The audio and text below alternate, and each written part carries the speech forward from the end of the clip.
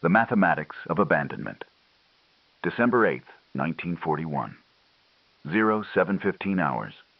Nielsen Field, Manila, Philippine Islands. Brigadier General Henry Claggett's Chief of Staff, Colonel Harold George, stood in the operations room staring at a decoded intelligence report that had arrived from Hawaii 45 minutes earlier.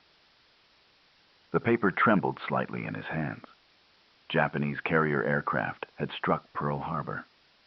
The Pacific Fleet was burning. War had come. George read the report 3 times, his mind calculating vectors, distances, fuel ranges. "They can't reach us here," he said aloud to the empty room. "Not from Formosa. The mathematics don't work." The distance was approximately 220 nautical miles each way. At the edge of operational range for any carrier-based aircraft he knew about. They would need land-based bombers, and intelligence had been clear that Japanese equipment was inferior. Their pilots adequate, but not exceptional. Their doctrine conventional.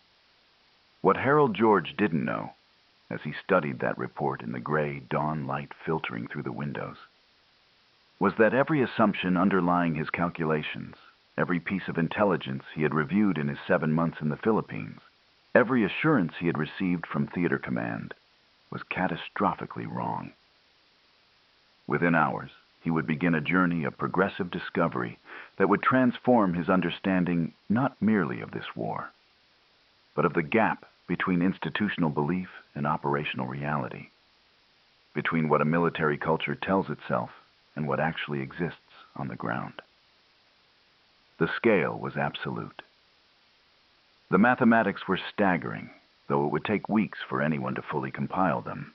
The Far East Air Force, under Major General Louis Brereton, had approximately 177 aircraft considered combat-ready on the morning of December 8th. Of these, 35 were B-17 heavy bombers, the newest and most capable aircraft in the American arsenal. Approximately 107 were P-40 Warhawk fighters, considered adequate, if not exceptional. The remainder were reconnaissance and utility aircraft. By nightfall on December 8th, fewer than 60 aircraft remained operational. By December 10th, perhaps 30. By December 24th, when organized air operations effectively ceased, there were fewer than a dozen flyable aircraft in all of the Philippine Islands. The Japanese had achieved air supremacy not in weeks or months, but in approximately 72 hours. The ratio was stark. For every day of December 1941, approximately 23 American aircraft became casualties, combat or otherwise. At that rate, the entire Air Force could be eliminated in less than 8 days. In practice, it took less than 6. The disparity extended beyond mere numbers. An American P-40 fighter in the Philippines typically flew with approximately 250 rounds of .50 caliber ammunition per gun, with perhaps one additional mission's worth of ammunition available at the airfield. A Japanese Zero fighter, as would be discovered through captured documents, typically flew with approximately 125 rounds of 20mm cannon shells and approximately 600 rounds of 7.7mm machine gun ammunition. With enough ammunition stockpiled at Formosan bases to sustain approximately 3 months of intensive combat operations without resupply from Japan. The career Harold Houston, George had lived his entire adult life in preparation for exactly this moment, though the moment he had prepared for bore little resemblance to the one that had arrived. Born in Lockport, New York, in 1892, he had joined the New York National Guard in 1916, deployed to the Mexican border during the Pancho Villa crisis, then transitioned to the aviation section of the Army Signal Corps in 1917. By December of that year, he was commanding the 201st Aero Squadron in France. His first aerial victory came on October 27, 1918, near Bantheville. By the armistice, he was an ace with 5 confirmed kills. The Distinguished Service Cross followed in 1919. The interwar years had been a steady progression through the ranks and responsibilities of the Air Corps. Command of the 19th Pursuit Squadron, instructor at the Advanced Flying School, operations officer of various squadrons in Panama, command positions in Virginia and Michigan. He had attended the Air Corps Tactical School at Maxwell Field in 1936 and 37, where the doctrine of strategic bombing had been refined and codified.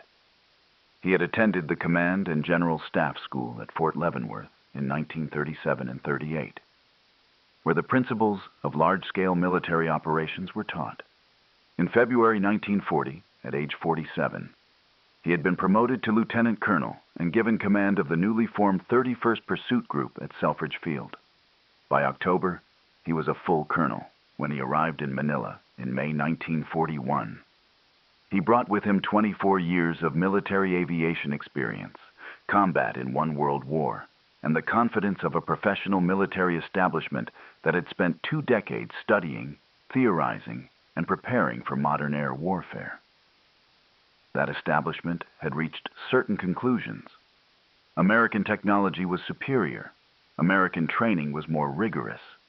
American doctrine, particularly regarding strategic bombing, was more advanced. Japanese equipment was second-rate, their pilots brave but poorly trained, their tactics predictable. The B-17 bomber was essentially invulnerable to interception.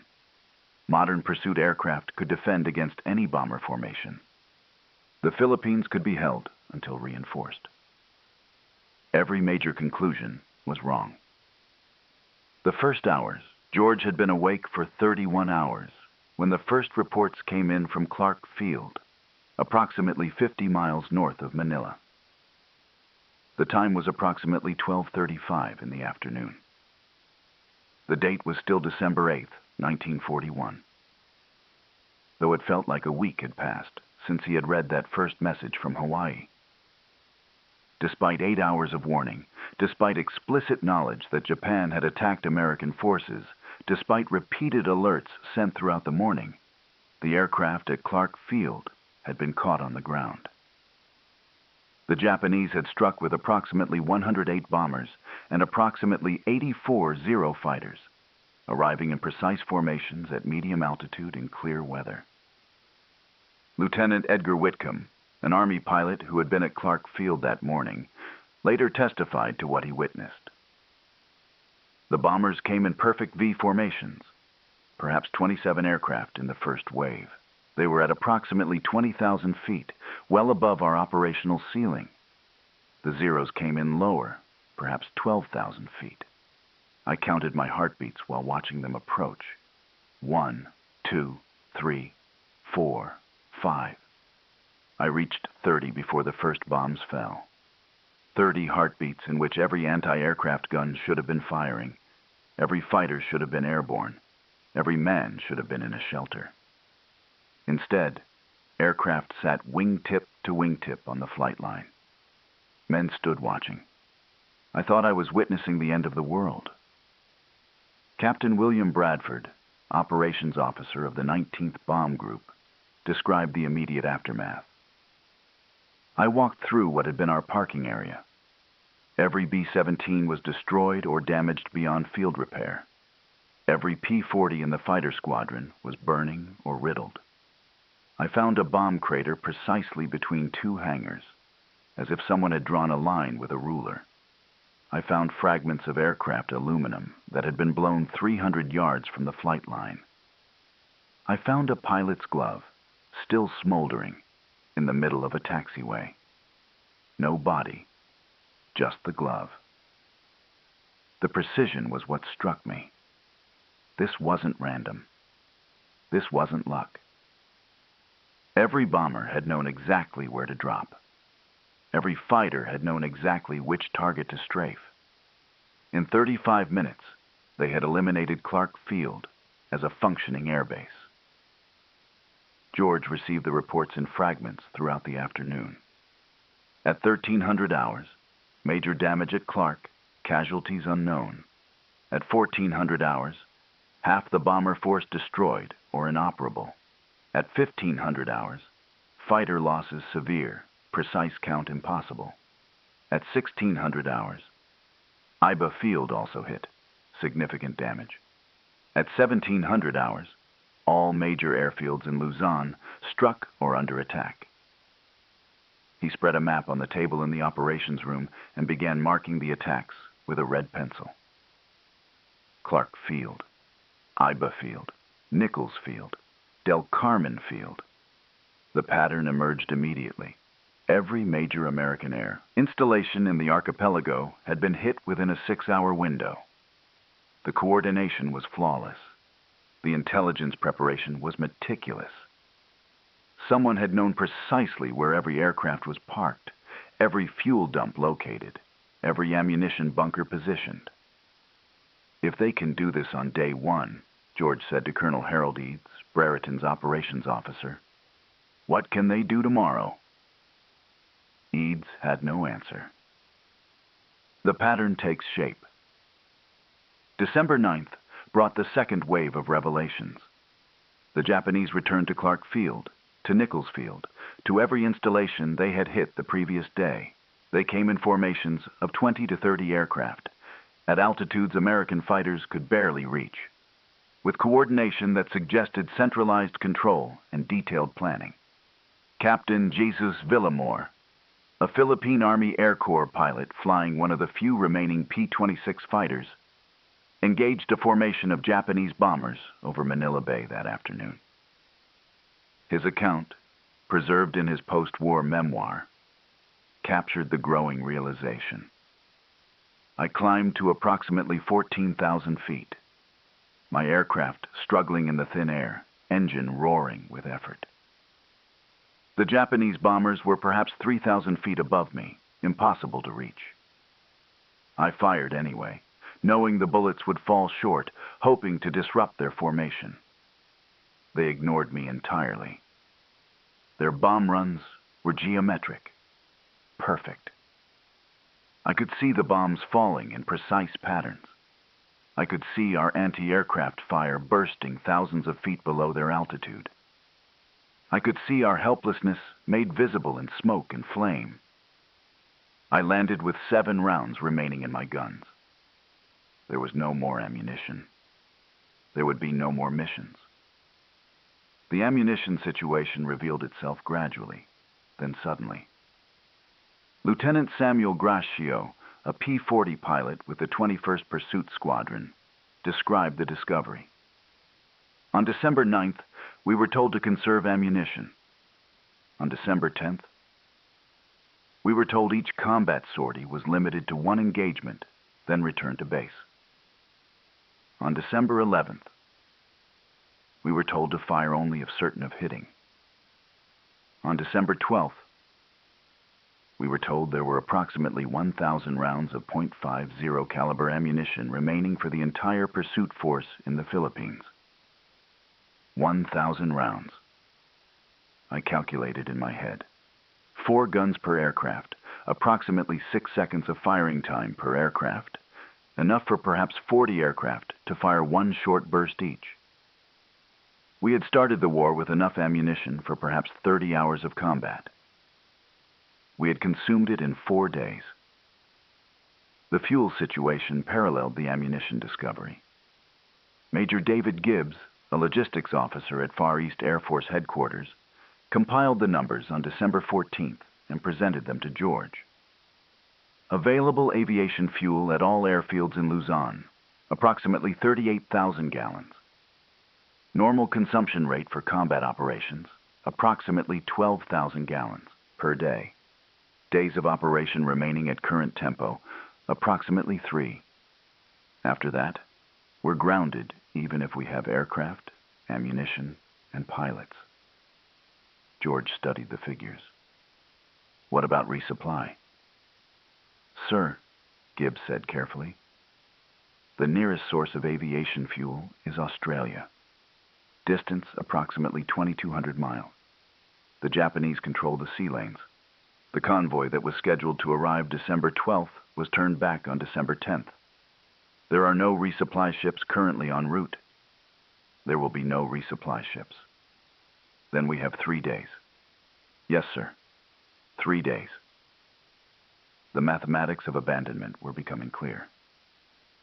The strategic illusion. To understand what George was discovering, one must understand what he had been taught to believe. The Air Corps Tactical School at Maxwell Field had spent the 1930s developing a doctrine of strategic bombardment. The theory held that modern bombers, particularly the B-17, could reach any target, destroy any objective, and return to base without fighter escort. The bomber, in the phrase that had become doctrine, would always get through. Pursuit aviation was important for defense, but the decisive weapon was the strategic bomber. The War Department's Rainbow 5 plan for Pacific defense, finalized in 1941, embodied this thinking. The Philippines would receive reinforcement of heavy bombers. These bombers would strike Japanese forces, Japanese shipping, Japanese airfields. Japanese air power would be suppressed. Japanese invasion forces would be interdicted at sea. The islands would hold until the Pacific Fleet, recovered from initial losses, could force a decisive naval engagement. The plan had been briefed to George before his deployment. It had been reviewed at theater headquarters. General Douglas MacArthur, commander of United States Army forces in the Far East, had endorsed it. The numbers seemed reasonable. The logic seemed sound. The confidence seemed justified. Major General Louis Brereton, commanding the Far East Air Force, had arrived in the Philippines in November 1941. He had brought with him the newest B-17s, the most advanced bombardment technology in the world. He had personally assured his officers that these aircraft could strike Formosa, destroy Japanese air power on the ground, and neutralize the threat before it developed. On December 8th, Brereton had requested permission to launch a preemptive strike against Formosan airfields. Permission had been delayed. By the time authorization came, if it ever truly came, the question was moot. The aircraft that would have conducted the strike were burning at Clark Field. George had been present when Brereton received the initial damage reports. He had watched the general's face cycle through disbelief, anger, and finally a kind of numb acceptance. "How?" Brereton had said. "How did they catch us on the ground? We had 8 hours. 8 hours."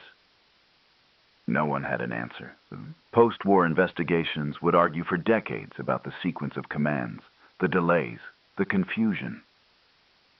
But George, studying the operational maps in the days that followed, understood that the question was irrelevant.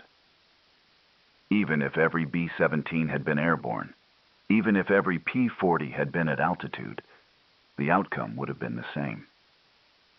They were outnumbered approximately 3-1. They were operating at the extreme end of their logistics chain. The Japanese were operating from prepared bases less than 300 miles away. The mathematics of victory were impossible. The coral and the concrete. By mid-December, George had been promoted to command of the 5th Interceptor Command Provisional, a designation that meant nothing because there was nothing left to intercept with. Brereton had been evacuated to Australia on December 24th. George remained, the senior aviation officer in the Philippines, commanding an air force that existed only on paper. The retreat to Bataan had begun. Approximately 80,000 American and Filipino troops were falling back to the peninsula, preparing for a siege that everyone knew would end in surrender or death. George established his headquarters in a concrete bunker near Mariveles, at the southern tip of Bataan, and began the work of understanding precisely what had happened. He interviewed every pilot he could find. He read every after-action report that had been filed. He examined captured Japanese maps and documents. He spoke with intelligence officers who had been studying Japanese doctrine since 1937. A picture emerged, piece by piece, revelation by revelation. Lieutenant Boyd Buzz Wagner, one of the few pilots to achieve multiple victories in the opening days, described the quality of Japanese equipment. The Zero is superior to our P-40 in every meaningful category except diving speed and perhaps durability.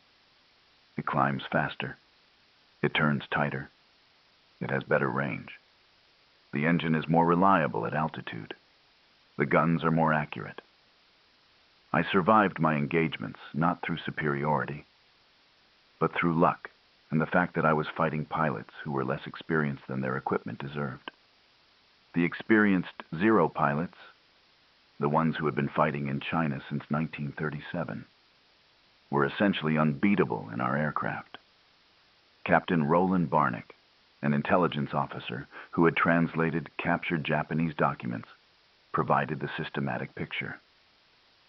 The Japanese had photographed every American airfield in the Philippines. They had maps showing every revetment, every hangar, every fuel dump. They knew our patrol patterns. They knew our alert procedures. They knew when we typically parked aircraft for maintenance. The strike on Clark Field was timed for the period when aircraft would be on the ground refueling after morning patrol, but before afternoon patrol. It wasn't luck. It was planning. They had spent months, perhaps years, preparing for this operation. Sergeant Michael Dobrovich, a crew chief who had survived the Clark Field attack, described the logistics disparity. I watched a Japanese bomber get hit by anti-aircraft fire. The aircraft was damaged, but kept formation. It dropped its bombs on target, then turned north. I assumed it would crash or ditch. It flew away. Just flew away, trailing smoke back to Formosa or wherever it came from. Our aircraft, if they were hit like that, if they suffered that kind of damage, they were done. We didn't have parts. We didn't have tools. We didn't have workshops. A damaged aircraft was written off. They could absorb damage and keep operating. We couldn't. That's the difference between an expeditionary force operating at the end of a 10,000-mile supply line and an invasion force operating from bases 300 miles away. The human dimension. The revelations took on human faces as the siege of Bataan progressed. Lieutenant Ed Dias, commander of the 21st Pursuit Squadron, had been one of the most aggressive pilots in the early fighting. George spoke with him in late January 1942 in a dugout that served as pilot quarters. Dias was 32 years old, looked 50, had lost approximately 30 pounds in 6 weeks. His account was clinical. We started with 18 pilots in the squadron. 2 were killed on December 8th at Nichols Field, on the ground during the attack. 1 was killed December 10th in aerial combat. 1 crashed on December 11th from fuel exhaustion because there was nowhere to land. 1 was killed December 13th, strafing a Japanese convoy. By December 24th, we had 8 pilots and 3 flyable aircraft. By January 1st, we had 8 pilots and 0 aircraft. Now we're infantry. We're digging foxholes. We're on quarter rations. We're waiting. We know what we're waiting for. Captain William Dias, no relation to Ed Dias, had been a bomber pilot. He described the final mission. December 23rd, 1941. We had 1 B-17 still flyable. 1. We loaded it with whatever bombs were left, approximately 4,000 pounds, and flew north to hit Japanese positions near Lingayen. We were at approximately 8,000 feet when 3 Zeros jumped us. We had no fighter escort because there were no more fighters. We had no defensive ammunition because there was no more ammunition. The waist gunners pointed empty guns at the Zeros and made threatening gestures. The Zeros circled us like sharks. They could have killed us any time they wanted. Instead, they just watched. They wanted us to know that they could kill us, but chose not to. They wanted us to land, to survive, to tell everyone what we had seen. We dropped our bombs somewhere, anywhere, and limped back to Bataan. That was the last bomber mission in the Philippines. George compiled testimonies like these, writing them in a notebook he kept in his breast pocket. He interviewed approximately 40 officers and enlisted men asking the same questions, recording the answers in careful longhand. The notebook survived the war, was donated to the Air Force Historical Research Agency, and remains available for review. The accounts are repetitive, which is their power. Every witness describes the same things: the precision of Japanese attacks, the superiority of Japanese equipment, the thoroughness of Japanese preparation, the impossibility of American resupply, the arithmetic of abandonment. Private James Faulkner, an aircraft mechanic who had worked on P-40s at Nichols Field, provided perhaps the most succinct summary. We thought we were the best trained, best equipped Air Force in the world. Turned out we were mechanics with tools that didn't fit our aircraft, pilots with ammunition that ran out in days, and officers with plans that assumed supply lines that didn't exist, and reinforcements that weren't coming. We thought we were an Air Force. We were actually a target.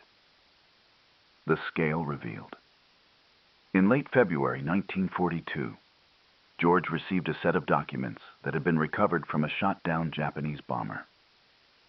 The documents included fuel consumption logs, ammunition expenditure reports, and maintenance schedules for units operating from Formosan bases. He spent an entire night studying them by lamplight in his bunker, making calculations on a pad of paper. The numbers told a story of systematic preparation versus haphazard deployment. The Japanese Army Air Force units operating against the Philippines had stockpiled approximately 450,000 gallons of aviation fuel on Formosa before December 8th. The American Far East Air Force had approximately 85,000 gallons total in the Philippines on December 8th. The ratio was approximately 5-1 in favor of the Japanese, and that was before accounting for the Japanese Navy Air Force, which operated independently with its own supplies. The Japanese had stockpiled approximately 45 days of ammunition for intensive combat operations. The Americans had approximately 8 days, and that only if combat was spread evenly across all units. In practice, frontline units exhausted their ammunition in 3 to 4 days. The Japanese had approximately 300 combat aircraft available for operations against the Philippines, with another 200 in reserve on Formosa and in Japan. The Americans had 177 total, with no reserves closer than Hawaii, approximately 5,000 miles away. The Japanese could replace a lost aircraft from Formosan reserves in approximately 24 hours. The Americans could not replace aircraft at all. Every loss was permanent. The Japanese had established forward air bases in southern Formosa specifically for the Philippines campaign. These bases had been constructed beginning in approximately mid-1941, with fuel storage, ammunition bunkers, barracks, maintenance facilities, and radar installations. The American fields in the Philippines were peacetime installations, with minimal hardening, no radar, limited fuel storage, and exposed parking areas. George calculated the tonnage of supplies the Japanese had pre-positioned. Approximately 12,000 tons of aviation fuel, approximately 800 tons of ammunition, approximately 3,000 tons of spare parts and maintenance supplies. The Americans in the Philippines had received in the last 6 months before the war approximately 1,000 tons of aviation fuel, approximately 50 tons of ammunition, approximately 200 tons of spare parts. The disparity wasn't tactical. It wasn't about courage or training. It was logistical, systematic, institutional. One side had prepared for war. The other side had prepared for peacetime training with occasional emergencies. When the emergency became war, the mathematics were decisive. The transformation George's psychological journey through these revelations can be tracked through his letters and reports. In late December, writing to his wife Vera, who had been evacuated to Australia, We're holding. The situation is difficult, but we have good positions on Bataan. Reinforcements are being organized. MacArthur assures us that relief is coming. Stay positive. In mid-January, in a report to theater headquarters in Australia, supply situation critical. No ammunition for air operations, no fuel for air operations, no aircraft for air operations. Request immediate resupply by submarine or fast transport. In late January, in a letter to a former colleague at the Air Corps Tactical School, everything we learned was wrong, not inadequate, not incomplete, wrong. The doctrine of the unescorted bomber getting through is fantasy. The assumption of technological superiority is arrogance. The belief that American training compensates for numerical inferiority is delusion. We have been preparing for the wrong war with the wrong assumptions based on the wrong analysis. The Japanese prepared for the actual war. We are paying the price for our institutional blindness. In early February, in another letter to Vera, I think about the years of peacetime training, the doctrine development, the confidence we had. We believed we were ready. We believed we understood modern air warfare. We were students studying theory while the Japanese were practitioners mastering application. I watch our men digging foxholes and wonder how many other officers, in how many other places, are making the same discoveries we are making here. I wonder if anyone is listening. Lieutenant Colonel Paul Tregaskis, George's operations officer, later testified about George's state of mind in February. He couldn't sleep. He would wake up at 0200 hours and start calculating fuel consumption rates, ammunition expenditure rates, replacement rates. He filled notebooks with figures. He was trying to understand precisely how bad it was, to document it, to preserve it so that someone, somewhere, eventually, would learn from this disaster. He told me once, if we all die on Bataan, and we probably will, someone needs to know why. Someone needs to know that we were beaten before the first shot was fired because we brought inadequate supplies, inadequate equipment, and inadequate plans to fight an enemy who brought adequate everything. He became obsessed with documentation. The evacuation. On March 8, 1942, George received orders to evacuate. He was to proceed by PT boat from Corregidor to Mindanao, then by aircraft to Australia. General MacArthur had already departed. The senior leadership was being pulled out before the inevitable surrender. George's initial response, recorded by Captain Bradford, who was present, was, "I'm not leaving my men." The order was repeated. It was direct. It was non-negotiable. George would evacuate or face court-martial. On March 11th, at approximately 2300 hours, George boarded PT Boat 41 at Corregidor. The boat carried 12 evacuees, including several other officers and 2 newspaper correspondents. The sea was rough. Japanese searchlights swept the waters. The passage to Mindanao took approximately 36 hours, during which the boat evaded several Japanese patrols. Ensign Robert Kelly, commanding PT Boat 41, later described George's demeanor. He sat in the stern and didn't speak for the first 12 hours. Just sat there, staring back toward Bataan. Once I heard him say to no one in particular, 80,000 men, 80,000. That was it. That was all he said for 12 hours. When we finally reached Mindanao, he was the last one off the boat. He stood on the dock looking north for perhaps 5 minutes.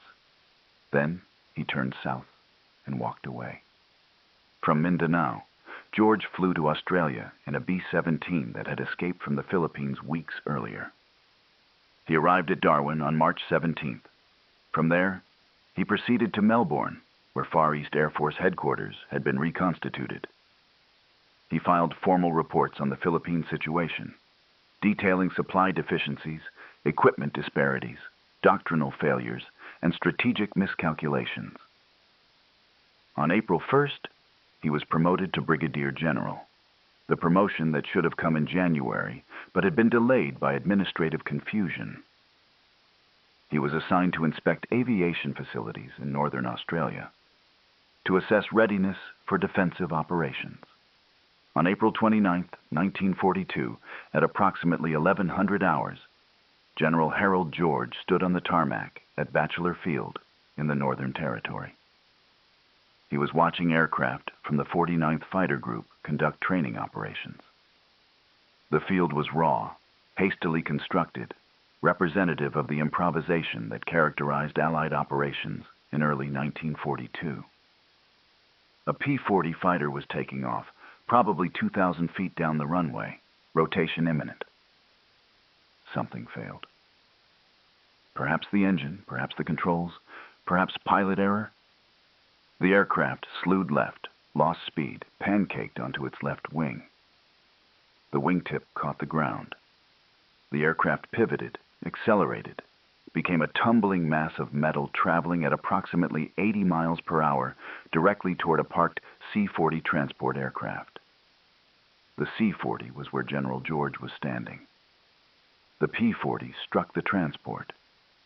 The transport, weighing approximately 12,000 pounds, was knocked sideways. The transport struck 3 men who had been standing near George. The men were Captain Richard Legg, Lieutenant Robert Vance, and General Harold George. Legg died instantly. Vance died within minutes. George survived for approximately 68 hours, conscious for much of that time, before succumbing to internal injuries on May 1st, 1942. The irony of survival. George had survived aerial combat in World War I. He had survived 5 months of desperate fighting in the Philippines. He had survived aerial bombardment, artillery fire, starvation rations, and dysentery. He had survived the evacuation from Corregidor, threading through Japanese naval patrols in darkness. He had survived the retreat across 6,000 miles of ocean to Australia. He died from injuries sustained when a training aircraft, flown by a pilot who had never seen combat, crashed during a routine operation at a rear area base thousands of miles from any enemy. The statistics of survival were cruel, but illuminating. Of the approximately 140 pilots who were in the Philippines on December 8, 1941, approximately 90% survived the fighting and reached either Australia or surrender camps. Of those who surrendered, approximately 30% died in captivity. Of those who evacuated, approximately 95% survived the war.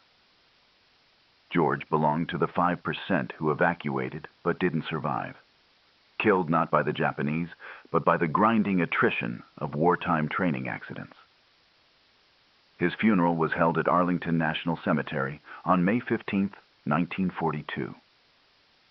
The service was attended by approximately 200 people. His widow, Vera, received the Silver Star that was awarded posthumously for his leadership during the defense of the Philippines. The citation read, in part, "For conspicuous gallantry and intrepidity in action against the enemy, while serving as commanding officer, 5th Interceptor Command, Provisional, from December 1941 to March 1942. Through his outstanding leadership and devotion to duty under extremely hazardous conditions, General George contributed materially to the defense of the Philippine Islands." The citation did not mention that the defense had failed. It did not mention that George had led forces that were doomed from the start. It did not mention the mathematical impossibility of the task he had been given. Notebook. In 1956, 14 years after George's death, his personal effects were donated by his family to the Air Force Historical Research Agency. Among the items was the notebook he had kept on Bataan, the one in which he had recorded testimonies and compiled statistics. A researcher named Captain Thomas Fisher was the first to systematically review the notebook. His memo to the agency director, dated September 1956, provides insight. This document is extraordinary in its systematic accumulation of evidence regarding the failure of American air power in the Philippines. General George appears to have been conducting a formal investigation even while the battle was ongoing. He interviewed approximately 40 individuals. He compiled supply data from squadron reports. He calculated consumption rates, replacement rates, attrition rates. He compared American and Japanese preparations. His conclusion, never formally written but implicit in every page, is that the defense of the Philippines was impossible from December 8th onward, and that the impossibility was rooted not in tactical failures, but in strategic and logistical decisions made months or years before the war began. This document should be required reading for every officer involved in operational planning. The notebook is 214 pages long. It contains testimonies written in George's neat handwriting, often by lamplight or candlelight in bunkers on Bataan. It contains calculations showing fuel consumption, ammunition expenditure, aircraft attrition. It contains maps showing Japanese attack patterns and American defensive positions. It contains, near the end, a single page on which George appears to have summarized his conclusions. The page is dated February 23, 1942. It reads, "The lessons of this disaster are clear to anyone willing to see them.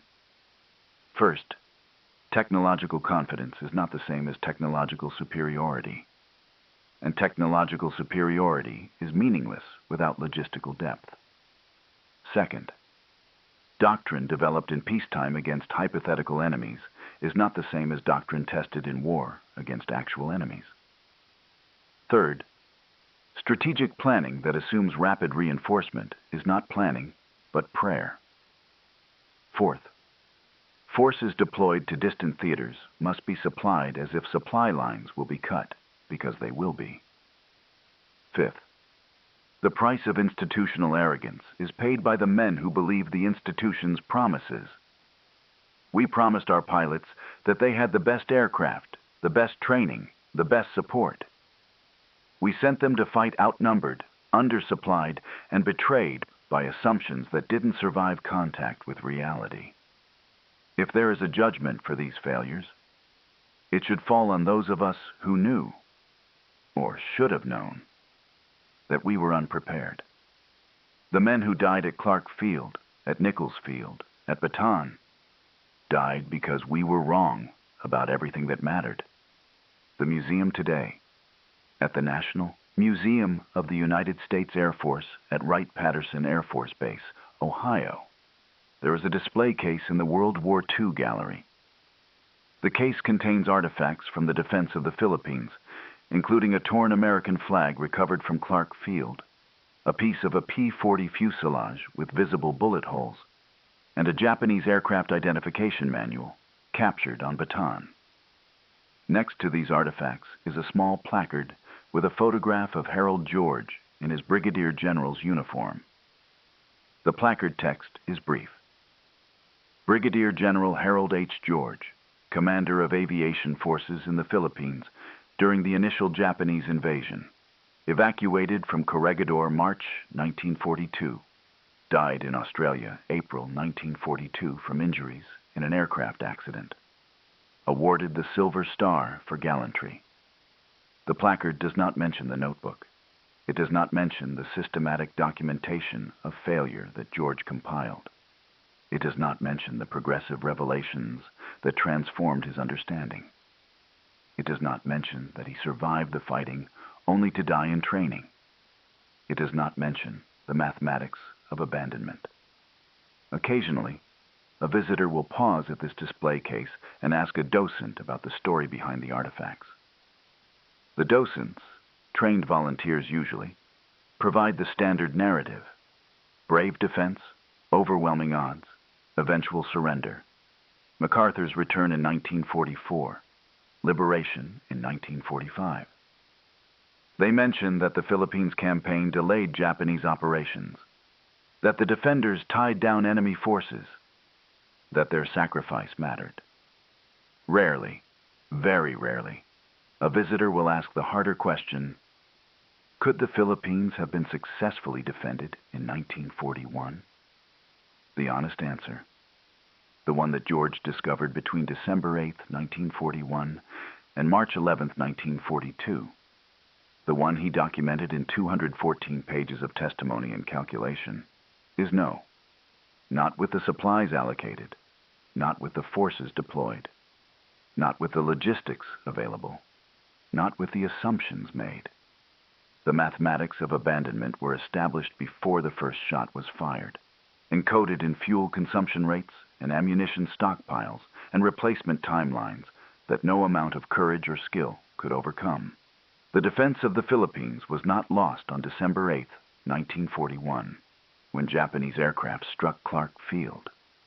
It was lost in the planning rooms where adequate supplies were judged too expensive, in the strategic reviews where the Philippines were considered secondary, in the institutional confidence that assumed American superiority without American preparation, in the comfortable gap between what military culture believed about itself and what actually existed in warehouses and fuel dumps and ammunition bunkers in the archipelago. Harold George discovered this gap, documented it, tried to preserve it so that others might learn from it. Then he died in Australia from an accident that had nothing to do with the enemy and everything to do with the grinding reality that wars consume not only those who fight, but those who survive to remember. The museum display case contains a piece of his story. The full story, the one about progressive revelation and paradigm transformation and the mathematics of impossible missions, remains in the archives, in a notebook filled with careful handwriting, waiting for whoever cares to read it and understand what one officer learned in 72 days of discovery on a doomed peninsula in the Pacific.